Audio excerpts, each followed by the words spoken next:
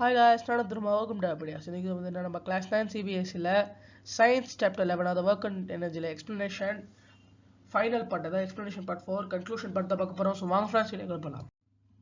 Or various energy form inconvertible. So நம்ம different type of energy forms இருக்குங்கறத பார்த்திருந்தோம். So solar energy, heat energy, light energy, electrical energy, chemical energy. So இந்த மாதிரி different type of energies இருக்குது. இப்போ இந்த எனர்ஜியல வேற வேற ஃபார்முக்கு நம்மளால மாத்த முடியுமா? Can we convert energy from one form to another? நம்மளால வந்து மாத்த முடியும். We find in nature a number of instances of conversion of energy from one form to another. So வந்து பாத்தீங்கன்னா எனர்ஜி வந்து one form to another form மாறறதுனால தான் variation நடக்குது. Sit in small groups. So வந்து எனர்ஜி கன்வர்ஷன் வந்து நேச்சர்ல எப்படி வந்து நிறைய டைப் நடக்குது. So following questions வந்து பார்த்தா நம்ம குரூப்பை டிஸ்கஸ் பண்ணலாம். How to green plants produce food. So green plants வந்து எப்படி ஃபுட் வந்து ப்ரொடியூஸ் பண்ணுது. So green plants வந்து எப்படி ஃபுட் ப்ரொடியூஸ் பண்ணும்? photosynthesis மூலமா. So photosynthesisல அவங்களுக்கு என்னென்ன எனர்ஜி வேணும்? So அவங்களுக்கு தேவையானது வந்து லைட் எனர்ஜி. அதாவது லைட் எனர்ஜி சொல்ற மாதிரி ஹீட் எனர்ஜி. அப்புறம் வந்து பாத்தீங்கன்னா அவங்களுக்கு வாட்டர் தேவைப்படுது. அடுத்து அவங்களுக்கு தேவையானது கார்பன் டை ஆக்சைடு. ஸோ இந்த இடத்துல அதெல்லாம் சேர்த்து வந்து பாத்தீங்கன்னா அவங்களுக்கு அந்த பிளான்ட் வளர்றதுக்கான ஒரு எனர்ஜி கிடைக்குது. Where to get their energy from? Why does the air move from place to place? So ஏன் வந்து ஏர் வந்து ஒரு பிளேஸ் விட்டு இன்னொரு பிளேஸ்க்கு போகுது? How are fuels such as coal and petroleum formed? So பெட்ரோலியமும் கோலும் எப்படி ஃபார்ம் ஆகும்? So இதை வந்து நம்ம முன்னாடி பார்த்திருப்போம். அதாவது நிறைய காடு மரம் அப்புறம் இதெல்லாம் வந்து பாத்தீங்கன்னா பழங்காலத்துல இருக்கிறப்போ earthquakesனாலயும் நிறைய டிசாஸ்டர்னாலயும் அது வந்து பூமி கீழே ரொம்ப ஹை பிரஷர்லயும் ஹை டெம்பரேச்சர்லயும் இருந்ததுனால நம்மளுக்கு வந்து இந்த மாதிரி இந்த கோல்ஸ் எல்லாம் ரொம்ப ஹை டெம்பரேச்சரும் பிரஷர் அதிகமாக இந்த மாதிரி வந்து கோல் அப்புறம் ஃபியூயலா மாற ஆரம்பிச்சது பெட்ரோலியமா. What kind of energy conversion sustain the water cycle?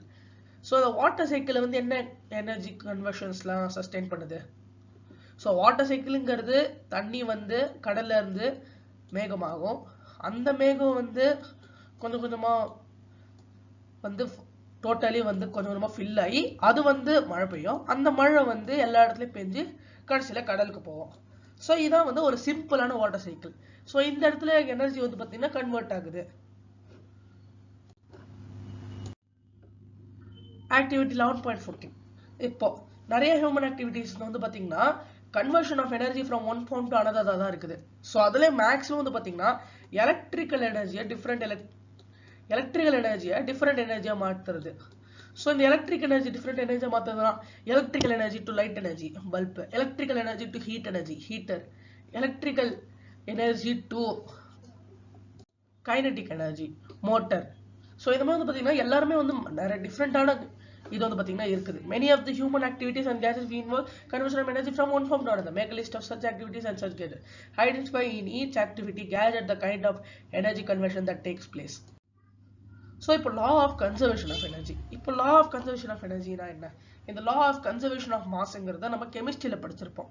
அதாவது மாஸ் வந்து நம்மளால கிரியேட் பண்ண முடியாது, டிஸ்ட்ராய் பண்ண முடியாது. ஸோ அந்த இடத்துல மாஸ் இருந்தப்போ இந்த எனர்ஜி இருக்குன்னா கண்டிப்பா நமக்கு என்ன புரியுதுன்னா லா ஆஃப் கன்சர்வேஷன் ஆஃப் எனர்ஜினா எனர்ஜி வந்து நம்மளால கிரியேட் பண்ண முடியாது, டிஸ்ட்ராய் பண்ண முடியாது. ஸோ இதை வந்து பார்த்தீங்கன்னா நமக்கு பார்த்தாலே தெரியுது. இல்லை that the form of energy can be change from one form to another. So ஒரு ஃபார்ம்ல இருந்து இன்னொரு ஃபார்மா மாற்ற முடியும். ஸோ இந்த இடத்துல இதெல்லாம் முடிஞ்சதுக்கப்புறம் என்ன ஆகும்? ஒன்று அந்த எனர்ஜி வந்து டோட்டலி டிரான்ஸ்ஃபார்ம் ஆகும். ஆனா அந்த டோட்டல் எனர்ஜி வந்து பாத்தீங்கன்னா அன்சேஞ்சா தான் இருக்கும். இதான் law of conservation of energy. அதாவது எனர்ஜியை வந்து கிரியேட்டும் பண்ண முடியாது, டிஸ்ட்ராயும் பண்ண முடியாது. It can neither be created or be destroyed.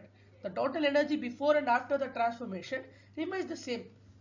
So அதை வந்து நம்மளால கிரியேட்டும் பண்ண முடியாது, டிஸ்ட்ராயும் பண்ண முடியாது. ஸோ டோட்டல் எனர்ஜி வந்து ஒரு விஷயத்துக்கு முன்னாடி அந்த ஒரு சேஞ்சுக்கு முன்னாடி எவ்வளவு இருந்ததோ அதே தான் வந்து பாத்தீங்கன்னா ஒரு சேஞ்சுக்கு அப்புறமா இருக்கும். ஆனா டிஃபரெண்ட் ஃபார்ம்ஸ்ல இருக்கலாம். The total energy before and after the transformation remains the same. The law of conservation of energy is valid in all situations and for all kind of transformation. So எல்லா kind of transformationக்கும் இந்த law of conservation of energy valid இருக்கும். Consider a simple example. Let an object of mass m be made to fall freely from a height h. So ஒரு mass m இருக்கிற object ஒரு height h ல இருந்து கீழே விழுது. At the start the potential energy is mgh. So mgh இருக்கும். So at start so இந்த இடத்துல அதோட பொட்டன்ஷியல் எனர்ஜி வந்து மேக்ஸிமம் இருக்கும். அதாவது இந்த பாயிண்ட்ல அது மேல இருக்கிறப்போ இந்த பாயிண்ட்ல அதோட பொட்டன்ஷியல் எனர்ஜி மேக்ஸிமம் இருக்கும்.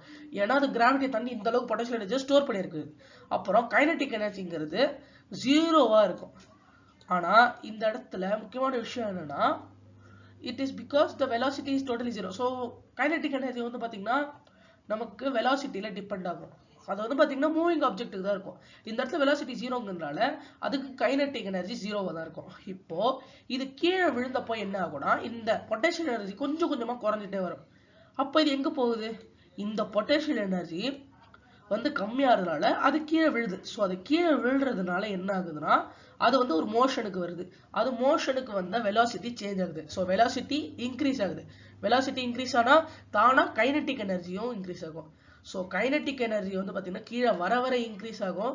அதுவே வந்து பாத்தீங்கன்னா பொட்டன்ஷியல் எனர்ஜி கம்மி ஆயிட்டே வரும்.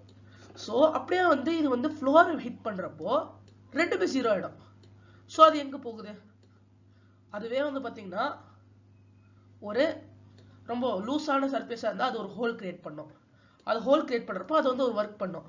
அப்புறம் வந்து பாத்தீங்கன்னா இந்த எனர்ஜி வந்து டிஃப்ரெண்ட் ஃபார்ம் ஆஃப் எனர்ஜியா கூட மாறும். ஸோ சில இடத்துல வந்து ஃப்ரிக்ஷனல் எனர்ஜியா மாறிடும்.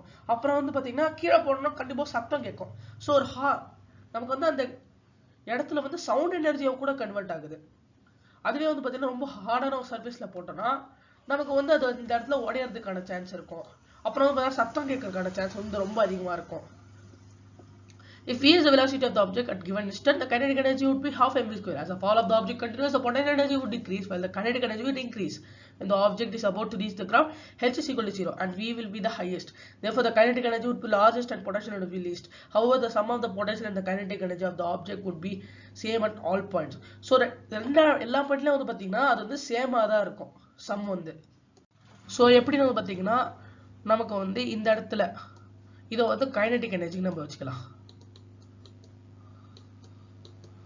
அப்புறம் வந்து பாத்தீங்கன்னா இதை வந்து பொட்டன்ஷியல் எனர்ஜின்னு வச்சுக்கலாம். இப்போ நம்ம பாத்தீங்கன்னா இந்த கல்லு வந்து கீழே விழுது. ஸோ இது வந்து மொத்தம் 5 இடத்த தாண்டி போகுது. 1 2 3 4 5. இதே மாதிரி வந்து மாதிரி இந்த இடத்துலயே 5.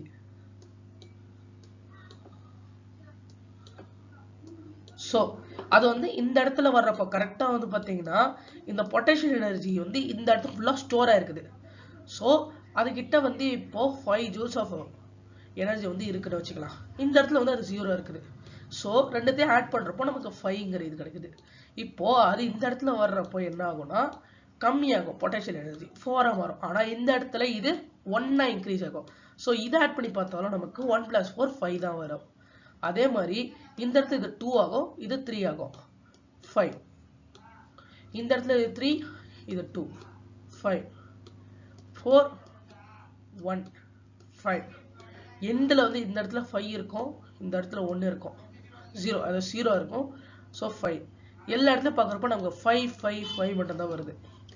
ஸோ அந்த எந்த ஸ்பெசிஃபிக்கான பாயிண்ட்லையும் அந்த இடத்துல இருக்கிற பொட்டன்ஷியல் எனர்ஜியோடையும் கைனடிக் எனர்ஜியோட சம்மும் சேமாக தான் இருக்கும் through out the fall. Potential energy plus kinetic energy is equal to constant, or mgh plus half mv square is equal to constant. So அதான் பார்த்தீங்கன்னா கான்ஸ்டன்டா இருக்கும். ஸோ பொட்டன்ஷியல் எனர்ஜியும் கைனடிக் எனர்ஜியும் சேர்த்தா அந்த இதுக்கு வந்து பார்த்தீங்கன்னா அந்த சம்முக்கு கான்ஸ்டன்டா தான் இருக்கும். The sum of kinetic energy and potential energy of an object is its total mechanical energy. We find that during free fall of the object, the decrease in potential energy at any point in its path appears as an equal amount of increase in kinetic energy. So இந்த இடத்துல பார்த்தீங்கன்னா நமக்கு வந்து kinetic எனர்ஜியும் potential எனர்ஜியும் வந்து டோட்டலாக சேர்ந்து மெக்கானிக்கல் எனர்ஜியாக வருது. அதாவது ஒரு ஆப்ஜெக்ட் வந்து ஃப்ரீ ஃபாலில் கீழே எழுது, அதாவது கிராவிட்டி நோக்கி வந்து பார்த்தீங்கன்னா ஃப்ரீ ஃபாலில் எந்த ஒரு இதுவுமே இல்லாமல்.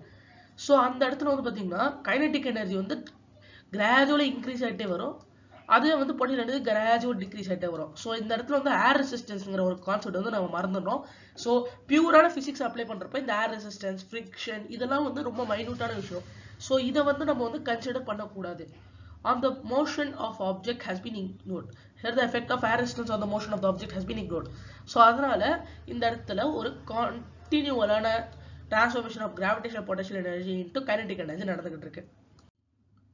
Think it over. ஸோ இப்போ ஒருவேளை நேச்சர் வந்து எனர்ஜியோட டிரான்ஸ்ஃபர்மேஷனை அலோவ் பண்ணலைன்னா என்ன இருக்கும்? ஸோ கண்டிப்பா நேச்சரால அது முடியாது.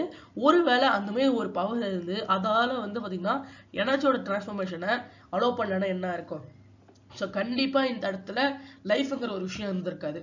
ஏன்னா வந்து நமக்கு சன்ல இருந்து கிடைச்ச எனர்ஜி தான் வந்து பாத்தீங்கன்னா கிடைச்ச லைட் எனர்ஜினால தான் இந்த பூமியில கிட்டத்தட்ட எல்லா செல்ஸுமே கிரியேட் ஆச்சு. ஸோ அந்த எல்லா செல்ஸுமே வந்து பாத்தீங்கன்னா கொஞ்சம் கொஞ்சமா வந்து மரத்தை கிரியேட் பண்ணுச்சு. ஸோ அதுல இருந்து சின்ன சின்ன லிவிங் ஆர்கானிசம் கிரியேட் ஆச்சு. அதுல இருந்து கொஞ்சம் கொஞ்சமா எவால்வ் ஆகி தான் ஹியூமன் வந்துச்சு. ஸோ அதனால இந்த இடத்துல லைஃப்ங்கிறது பாசிபிளே இல்லாம வெறும் ஒரு பிளானட்டா இருந்திருக்கும். ஸோ அந்த பிளானட்டா கூட இல்லாம டோட்டலி எதுவுமே இருந்திருக்காது. Just nothing. ஏன்னா எல்லாத்துக்கும் வந்து பாத்தீங்கன்னா ஃபார்ம் எனர்ஜி வேணும். Rate of doing work. So work பண்றதுக்கு ஒரு ரேட்னு இருக்கும். இப்போ ஒரு விஷயம் ஒரு ஆளாலே இன்னொரு ஒர்க் பண்ண முடியும், இன்னொருத்தங்களாலே ஒரு ஒர்க் பண்ண முடியும். ஸோ இப்போ ஒரு மனுஷனால வந்து இங்க இருந்து ஒரு 50 கிலோமீட்டர்ஸ் நடக்க முடியும். அதே மாதிரி ஒரு காராலே இங்க இருந்து 50 கிலோமீட்டர்ஸ் போக முடியும். ஆனா இங்க விஷயம் என்னன்னா அந்த மனுஷன் வந்து நடக்கிறதுக்கு 50 கிலோமீட்டர்ஸ் அட்லீஸ்ட் ஒரு 2 days ஆகும். அதுவே அந்த கார் வந்து பாத்தீங்கன்னா ஒரு 1 hour 2 hours போயிடும். ஸோ இப்போ பாத்தீங்கன்னா ரெண்டு பேருமே ஒர்க் பண்ணியிருக்காங்க. ரெண்டு பேரும் ஒரு டிஸ்பிளேஸ்மெண்ட்டை கவர் பண்ணியிருக்காங்க, ஒரு ஃபோர்ஸ் கொடுத்துருக்காங்க. ஆனா இந்த இடத்துல அதே அமௌண்ட் ஆஃப் ஒர்க் தான் செஞ்சிருக்காங்க. ஸோ இங்கே வந்து நமக்கு ஒர்க்னு போடுறப்போ ஃபோர்ஸும் டிஸ்பிளேஸ்மெண்ட்டும் ஒரே மாதிரி தான் இருக்கு. இந்த இடத்துல ஃபோர்ஸ் டிஸ்பிளேஸ்மெண்ட் ஒரே மாதிரி தான் இருக்கும். ஸோ அப்போ என்ன சேஞ்ச் ஆச்சுன்னா rate of doing work. Do all of us work at the same rate? Do machine consume or transfer energy at the same rate? Again, agent that transfer energy to work at different level. Let us understand this following activity. So ரெண்டு பசங்க இருக்காங்க, A and B. So அவங்க வந்து ரெண்டுமே ஒரே wait தான் பண்ணுவாங்க. அதாவது அவங்க ரெண்டு பேருமே ஒரே வெயிட்டாக தான் இருக்காங்க. ஸோ ரெண்டு பேரும் வந்து பார்த்தீங்கன்னா செப்பரேட்லி ஒரு ரோப்ல வந்து வேலை ஆரம்பிக்கிறாங்க. Both reach height of 8 meter. So 8 meter வந்து பார்த்தீங்கன்னா ஏறிடுறாங்க. Let us say A takes 15 seconds while B takes 20 seconds to accomplish the task. So ஒரு ஏ வந்து பார்த்தீங்கன்னா 15 செகண்ட்ஸ்ல முடிச்சிடுறாங்க, பி வந்து பார்த்தீங்கன்னா 20 செகண்ட்ல முடிக்கிறாங்க. What is the work done by each? The work done is the same. However A has taken less time then B to do the work. Who has done more work in a given time? Say in 1 second. So அப்படின்னு பார்க்குறப்போ நம்ம வந்து பார்த்தோம்னா ரெண்டு பேரும் ஒரே work தான் பண்ணியிருப்பாங்க. ஸோ ஏன்னா கிட்டத்தட்ட 8 மீட்டர் வந்து இவர் வந்து 15 செகண்ட்ல போயிட்டாரு, இவர் வந்து 20 செகண்ட்ல போயிட்டாரு. ஸோ நமக்கு தேவையானது வந்து ஃபோர்ஸ் அண்ட் டிஸ்பிளேஸ்மெண்ட். இந்த இடத்துல ஃபோர்ஸ் வந்து வெயிட். ஸோ ரெண்டு பேரோட வெயிட்டும் வந்து பார்த்தீங்கன்னா ஒரே மாதிரி இருக்கிறப்போ W into 8. So 8W is equal to 8W. So இதையே வந்து நம்ம கேன்சல் பண்ணிடலாம், இதையே கேன்சல் பண்ணிடலாம். ஸோ ரெண்டு பேரும் 1:1. ஸோ ஒரே அளவு ஒர்க் தான் பண்ணியிருக்காங்கன்னு சொல்லுவாங்க. ஆனால் இவர் வந்து 15 செகண்ட்ஸ்ல அதை பண்ணியிருக்காரு, இவர் வந்து 20 செகண்ட்ஸ்ல பண்ணியிருக்காரு. ஸோ அதனால ரெண்டு பேரும் வந்து டிஃப்ரெண்ட் டைம்ல பண்ணியிருக்காங்க. A stronger person may do work in a relatively less time.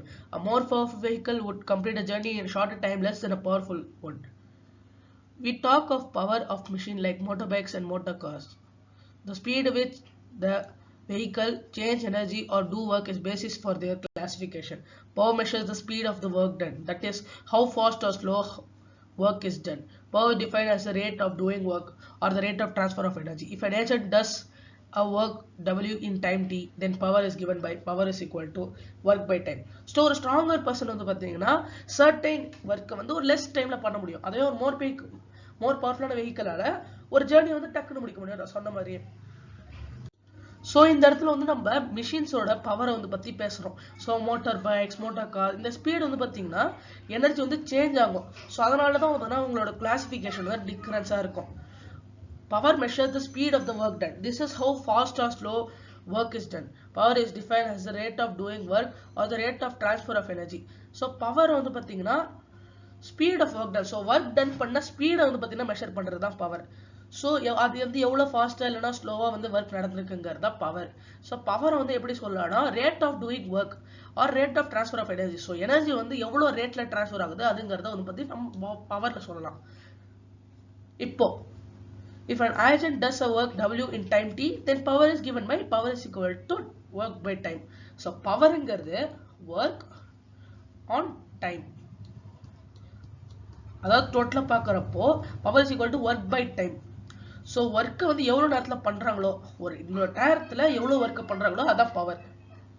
இப்போ ஒர்க் வந்து அதிகமாக பண்ணியிருந்தாங்கன்னா, டைம் வந்து கம்மியாக இருக்கிறப்ப ஒர்க் வந்து அதிகமாக பண்ணியிருந்தாங்கன்னா அந்த இடத்துல பவர் வந்து இங்கே அதிகமாக இருந்திருக்கும். அதே டைம் அதிகமாக இருக்கிறப்ப ஒர்க் வந்து கம்மியாக பண்ணியிருந்தாங்கன்னா பவர் கம்மியாக இருக்கும்.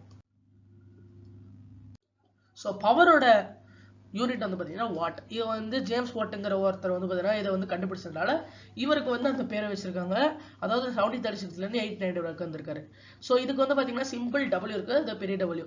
1 watt ஆஃப் பவர் வந்து பார்த்தீங்கன்னா ஒரு agent which just work at the rate of 1 joule per second. We can also say the power is 1 W where the rate of consumption of energy is 1 joule per second. 1 watt is equal to 1 joule per second or 1 watt is equal to 1 joule per second per minus 1. We express larger rates of energy transfer in kilowatts. So இப்போ வாட்டை வந்து நம்ம ஒரு வாட்டை எப்படி சொல்லலாம்னா work by டைம்னு சொன்னோம். So work by டைம்னா கண்டிப்பா ஒரு வாட்டுங்கிறது ஒர்க்கோட வேல்யூ வந்து பார்த்தீங்கன்னா யூனிட் வந்து joule. So joule by time வந்து செகண்ட். ஸோ நமக்கு வந்து 1 வாட் வந்து 1 ஜூல் per செகண்ட்னு வரும். இதுவே இந்த பெருசா இருந்ததுன்னா நம்மளால வந்து அதை டக்குன்னு சொல்ல முடியாது. அதனால 1 கிலோ வாட்னா 1000 வாட்ஸ்னு அர்த்தம். ஸோ 1 கிலோ வாட்டை நம்ம 1000 வாட் அப்படின்னு எழுதலாம். இல்லைன்னா 1 கிலோ வாட்டை 1000 ஜூல் second per second கூட வந்து பார்த்தா சொல்லலாம். The power of an agent may vary with time. This means that agent may be doing work at different rates at different intervals of time. Therefore, the concept of average power is useful. We obtain average power by dividing the total energy consumed by the total time taken. So இந்த இடத்துல வந்து பார்த்தீங்கன்னா ஒரு விஷயத்துல வந்து ஒருத்தர் வந்து வேற மாதிரி பண்ணியிருக்கலாம். ஸோ ஒருத்தர் அதிகமாக பண்ணியிருக்கலாம், அதே நேரத்தில் கொஞ்ச நேரம் கழிச்சு கொஞ்சம் கம்மியாக பண்ணியிருக்கலாம்.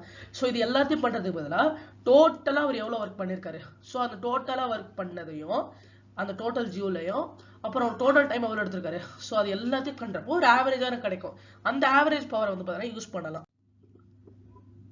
Commercial unit of energy. Some unit joule is too small and hence is inconvenient to express large quantities of energy. We use a bigger unit of energy called kilowatt hour. So சில யூனிட்லாம் வந்து பார்த்தீங்கன்னா ரொம்ப கம்மியாக இருக்குது. So அதனால வந்து பார்த்தீங்கன்னா large குவான்டிட்டிஸை சொல்ல முடியாது. அதனால ஒரு பிக்கர் யூனிட் வந்து பார்த்தீங்கன்னா யூஸ் பண்ணுவாங்க. ஸோ கிலோவாட் மட்டும் இல்லாமல் கிலோவாட் எக்ஸ்ட்ரா வந்து பார்த்தீங்கன்னா ஒன்று போட்டு யூஸ் பண்ணுறாங்க, அதான் கிலோவாட் ஹவர். ஸோ இந்த கிலோவாட் ஹவர்னா என்ன சொல்லலாம், இப்போ நம்ம வந்து சொல்லலாம், இப்போ ஒரு மிஷின் வந்து 1000 ஜூல்ஸ் ஆஃப் எனர்ஜி ஒரு செகண்ட் வந்து யூஸ் பண்ணுதுன்னா இந்த மிஷின் வந்து 1 ஹவருக்கு கம்ப்ளீட்டாக பண்ணிக்கிட்டே இருந்ததுன்னா கிட்டத்தட்ட அது வந்து 1 kilowatt of energy is energy used in 1 hour at the rate of 1000 joule per second or 1 kilowatt. So 1 kilowatt is hour is equal to 1 kilowatt into 1 hour. So அதாவது 1000 into 3600 joule. அதாவது பார்க்கறப்ப கிட்டத்தட்ட 1 கிலோவாட்ங்கிறது 3.6 into 10 to the power of 6 joules. The energy used in household, industry and commercial established are usefully expressed in kilowatt hour. For example, electrical energy used during a month is expressed in terms of units. Here 1 unit means 1 kilowatt hour. So ஒரு யூனிட்ங்கிறது 1 kilowatt hour. So கிட்டத்தட்ட ஒரு unit வந்து பார்த்தீங்கன்னா நம்ம நிறைய unit use பண்ணுவோம். So ஒரு யூனிட்ங்கிறது 1 kilowatt ஹவர்னா இதில் 3.6 into 10 to the power of 6 joules வந்து நம்ம யூஸ் பண்ணுறோம். ஸோ தேங்க்யூ ஃப்ரெண்ட்ஸ், இதோட வந்து பார்த்தீங்கன்னா இந்த சாப்டர் முடியுது. ஸோ இந்த வீடியோ உங்களுக்கு பிடிச்ச லைக் ஷேர் கமெண்ட் பண்ணுங்க, மறக்காம சப்ஸ்கிரைப் பண்ணுங்க. ஸோ தேங்க்யூ ஃப்ரெண்ட்ஸ், பாய்.